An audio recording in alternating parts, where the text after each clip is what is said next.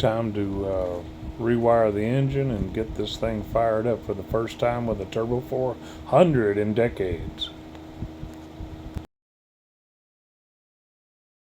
Everybody, back at it, one man garage. We're gonna fool around a little bit with old Ron Burgundy. He's been kind of pushed off for quite some time. Didn't intend to not work on it this long, but we need to get some ignition wiring and fire this thing up. We never even got to put fluid in the transmission that went in last year. Yeah, here's old Ron Burgundy. Real deal 69 Firebird 400 automatic. Got birds pooped on it a lot. Got a lot of cleaning to do. We're supposed to be replacing this upper dash panel. I got to take the fenders off, but I never fired up the engine after we took off all the old MSD ignition and wanted to fire it up. This was the engine that was in it. I'll be returning later, but I put my valve covers, intake, and carburetor on it, and different bracketry and different distributor. Got new disc brake stuff, and we never did wire it up to just fire it up to where we can start it and get the transmission fluid in the rebuilt Turbo 400. And once that's all done and it runs and it's topped off, maybe we'll pull the fenders off and the hood off so we can start drilling out spot welds and do that rust repair. 455, oh yeah. Yeah, usually a guy likes to personalize the way his car is wired up and set up, and I took off a lot of stuff earlier, and like previously the back of the alternator might have been lower and gonna ground out or something on the engine, and it had this offset piece to hook the wires to, but now that it's clocked up in a more normal position, yeah, I had to get that off so we can just put the wires where they normally go, up here on the back. Well, apparently the 10mm nut or something, the threads are already stripped out on that, so that's good. We'll just plan on changing the alternator anyway. It's got a deep groove pulley on it, you know, so it won't chunk belts at higher RPM, but we'll just swap that over to whatever ends up on it later. But that should connect good enough to get it test fired. If I recall, train's a honking. I remember stabbing the distributor pretty good, but we'll just pretend that we got it right. I don't know, it's been a long time, so we'll revisit that later when it's actually time to crank and fire. Yeah, I've been unwrapping some of the wires here so I can see what's going on, and this purple wire is the original start wire from the key on when you go to crank position. I believe that's turning into this yellow wire. On the Ford solenoid, it's in the start terminal. So that's the purple turning to yellow. That should be the start when you hit the key to crank it.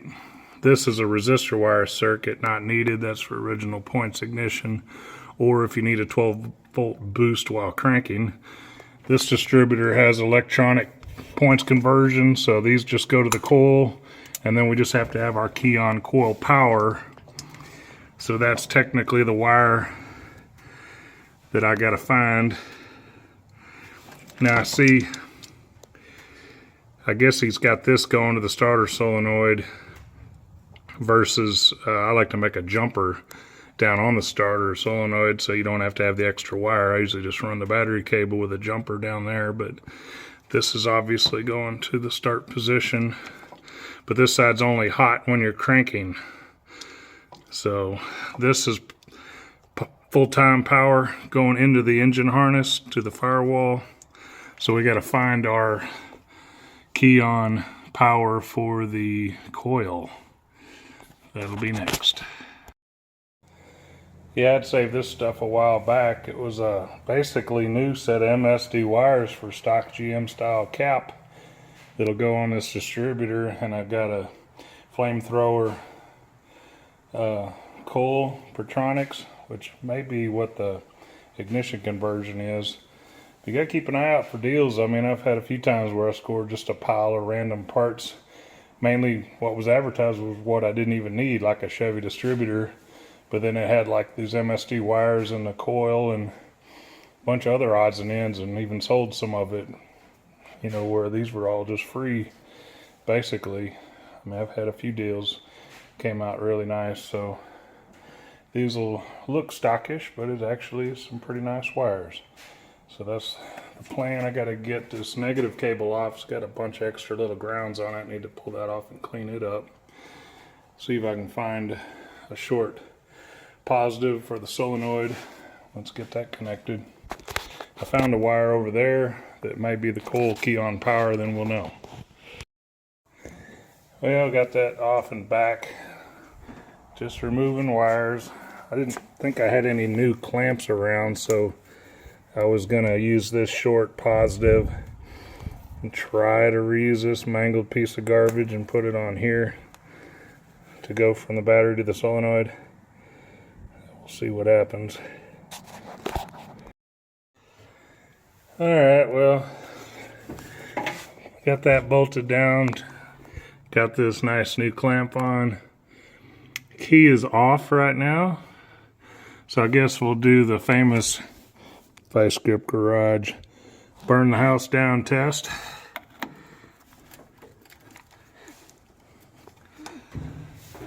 So far, of course, I probably need to ground this to the body too, but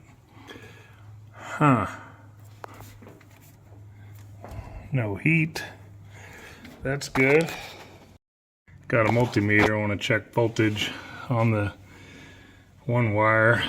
I don't know if I can rig this where you'll see it.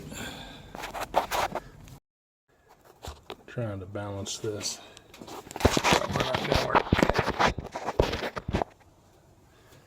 I don't know if you can see that. First, we're gonna check power. And this was the wire.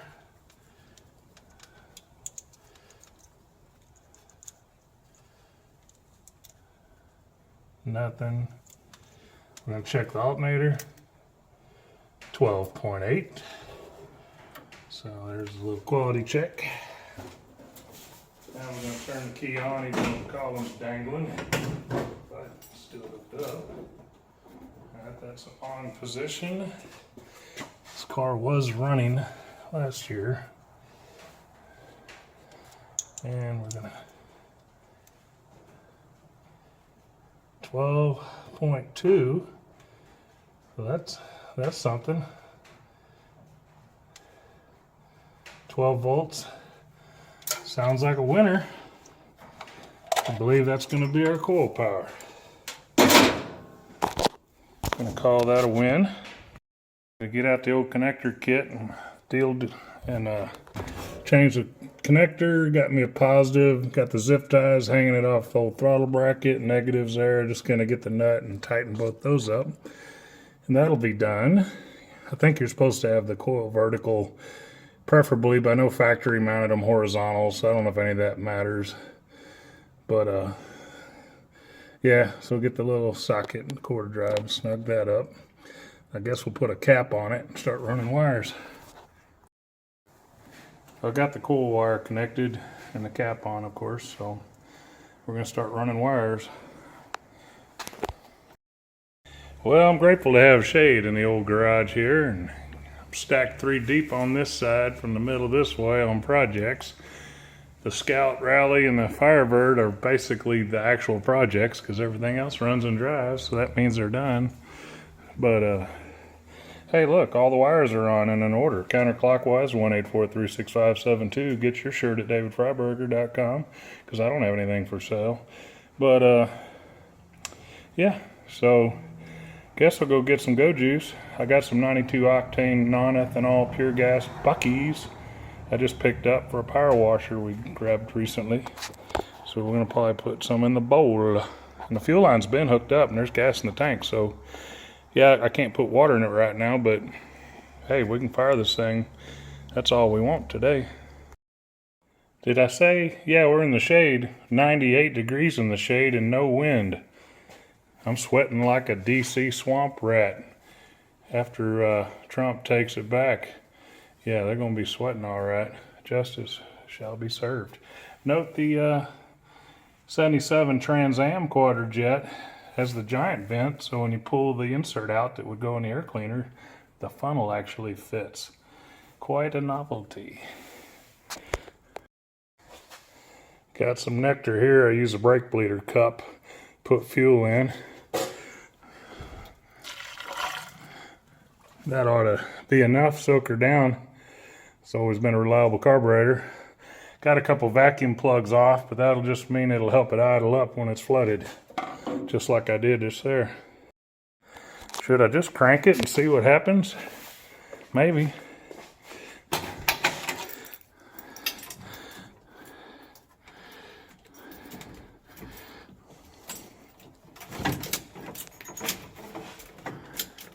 Nothing happened. Big surprise.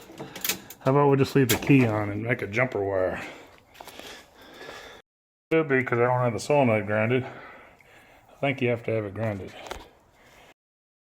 Well, the jumper wire, I'm fiddling around. I got a couple clicks out of the solenoid, but really I think it's all these connections are rusty and need to ground the solenoid proper. I may have to go get my other one. This thing's all rusty from the weather, so little delay. Well, instead of messing with that rusty solenoid, I just thought, well, heck, the wire's still going to the solenoid down there to activate it, so I just connected it. So it'll just hit off the key like normal, because that's really all you're doing is double solenoiding. And I just got some bolts and bolted all the positive hot side together, and nothing's on fire, so that means it'll crank on the key now, right? That's what we're thinking.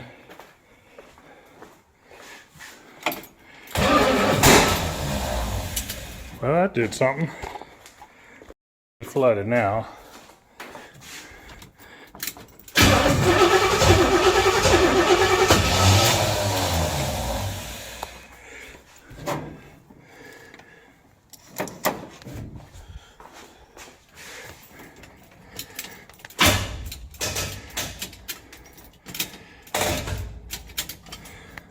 Oof. Well, that issue, it's not bumping over anymore. It's the starter itself, so I guess I'll be messing with the starter probably tomorrow. I don't feel like climbing under. It's afternoon, 98 degrees in the shade. I'm sweating too much. I like cold beer. I think we'll go inside. Got cooled off and came back out here. The sun's a little lower. I had the old Summit starter off the Catalina. Maybe it had been stuck and I banged it around and started using jumper on it, and it still works, so maybe I'll just put this on. Gotta have an Allen head to put the start wire, so we're gonna swap that out. Focus. I don't know why it's not focusing. Well, got the Summit starter up in place. Had to use, I don't know if you can see it, but I had to use a couple half-inch tapered seat lug nuts to space the stock bolts, because these aluminum starters need shorter bolts. But it's better just to grab an extra lug nut. You know, now you know where the spare ones are. So we're going to try it out. Will thunder be brung?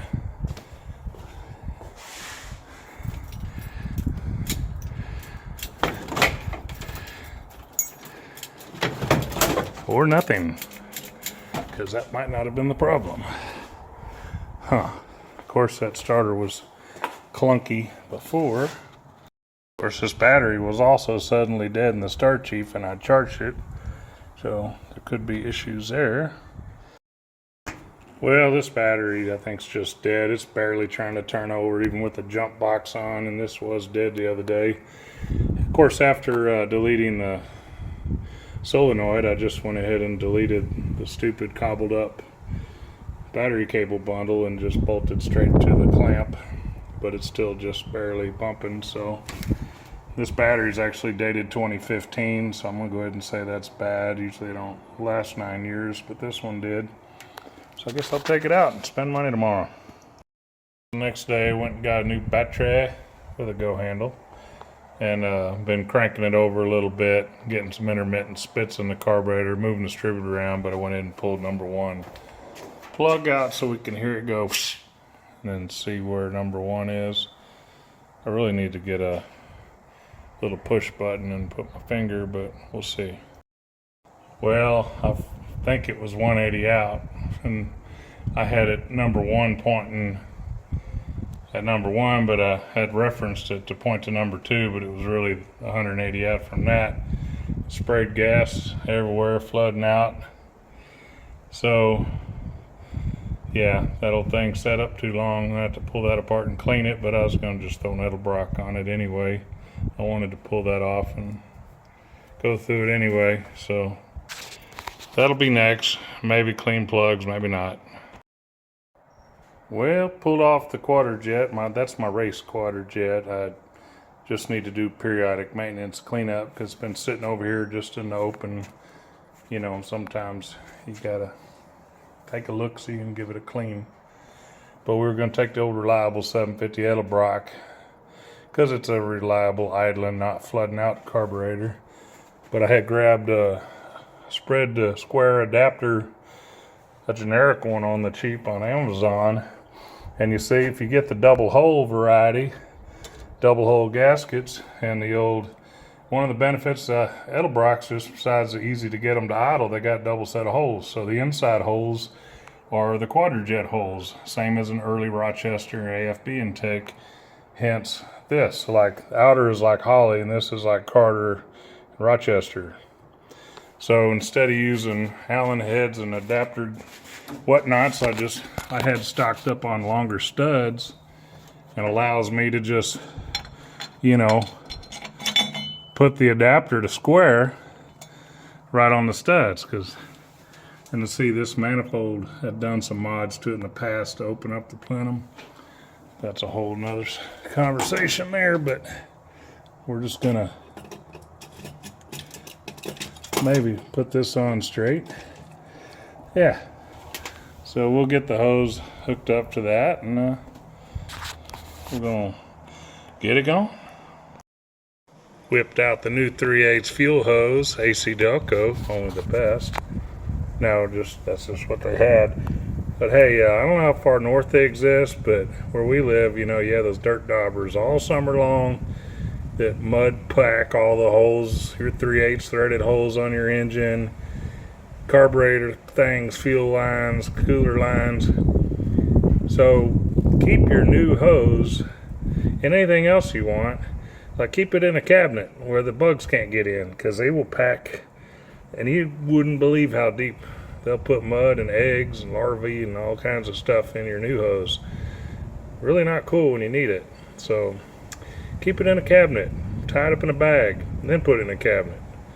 But you'll like it by that not happening. So got my Earls made in Switzerland, nice proper hose clamps, and a new little section here. This is torqued down, it's got return spring, it's blocked off on power booster, we don't care about that right now. And yeah, and I'm still not sure what spilled everywhere. That's still kind of weird. Like, where did that come up from? Was that out of the carburetor? It's still wet. Kind of confused by that. Oh, now I know what it is. I forgot completely that it had a mechanical oil pressure gauge in the back of the block where I never use them, and completely forgot about it. So it shot engine oil everywhere every time I cranked it over. So that makes a lot more sense now. And it still needs a clamp to hold the distributor down. So I guess we'll be working on that before we get it started. Oops. Went dug around and found a short oil sender. Can use that as a block op. Got a socket for that.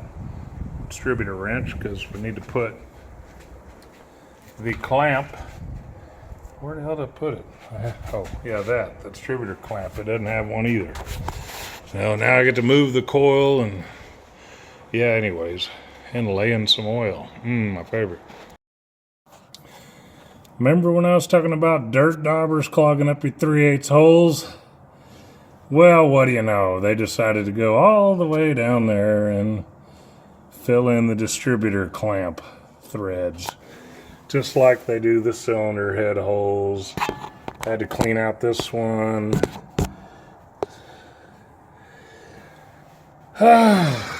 Great.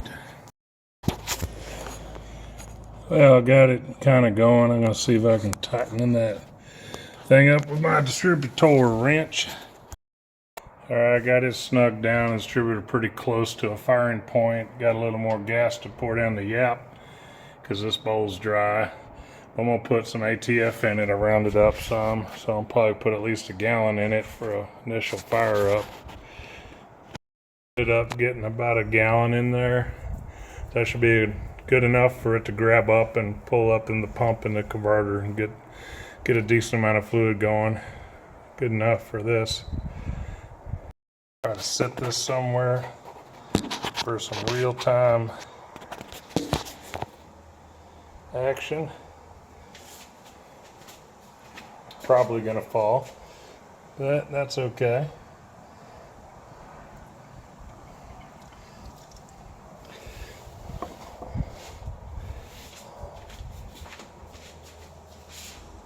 Thunder, maybe?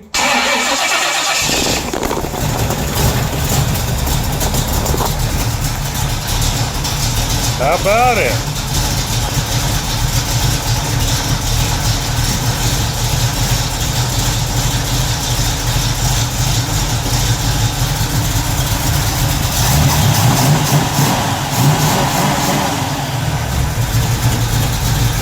Well, that's pretty damn good.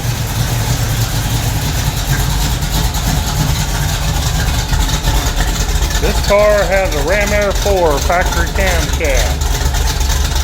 Optional engine in this car.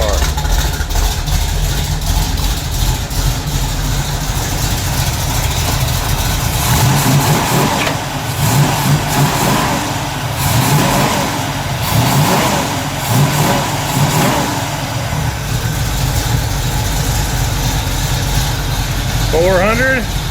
Nah, $455.